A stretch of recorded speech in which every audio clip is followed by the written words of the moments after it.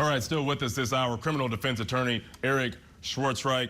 Eric, from your lens of a criminal defense attorney, help me understand what a possible defense could be here. I mean, you have the 911 call from the residents. They get there. He's shot in the face 2 times in his own recliner. There's no forced entry, and Karina is sitting across his lap. Help me understand how they begin to defend this. So sometimes the strongest witness for the prosecution is the defendant herself. And that's the problem that the defense has here. So while it's up to the state to prove this crime in each and every element beyond a reasonable doubt, the problem in this case is the forensic evidence. So what the defense is going to have to do is accept that. I mean, when I listen to the prosecutor's opening and they're talking about stippling to show that the closeness and that the victim must have allowed someone that he knew to get so close to them, I get that, but it seems like the prosecution is making a stretch a little bit and has an issue with that. And their strongest evidence, I'm not so sure it's a stippling. I know there's no forced entry in this case.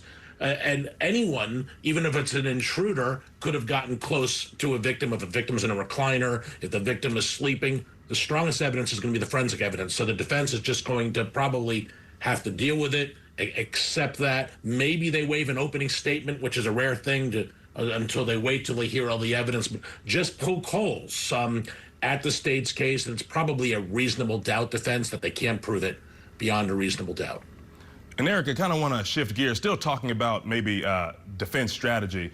This co-defendant in this case, Houston Danker, he was supposed to go on trial last November, and after 3 delays, it's now scheduled for later this year in August.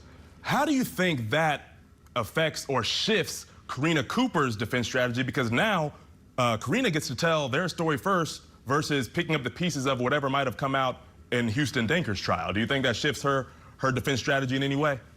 Well, I think it can. At least, Cody, at the very least, it does this. They know, a lot of times the first pig to the trough gets fed, and otherwise you got co-defendants. Someone cops a deal. You got paramours here, lovers, a husband.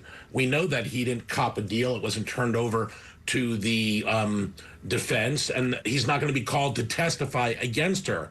So that is something that definitely bodes well for the defense. I think the one with the advantage is and I don't know the co-defendant's name, I apologize, but the Houston Danker. Houston Danker is his name.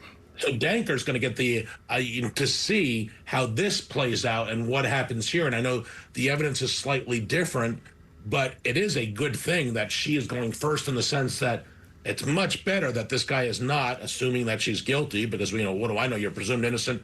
I wasn't there, but it's much better this guy hasn't copped a deal and Danker's coming into a courtroom saying, she planned this, we did this together.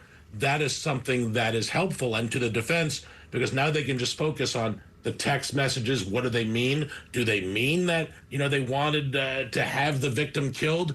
I don't think there is a smoking gun in this case, no pun intended when I use that term, but there's no direct admission, right? You have to read between the lines, and I think that the defense is going to perhaps poke holes in what do those text messages mean? They were lovers, but there's no direct evidence, no statement saying, other than I wanted to have him shot in the face, that she in fact did do this. Great points made there, Eric. I couldn't agree more. Folks, coming up,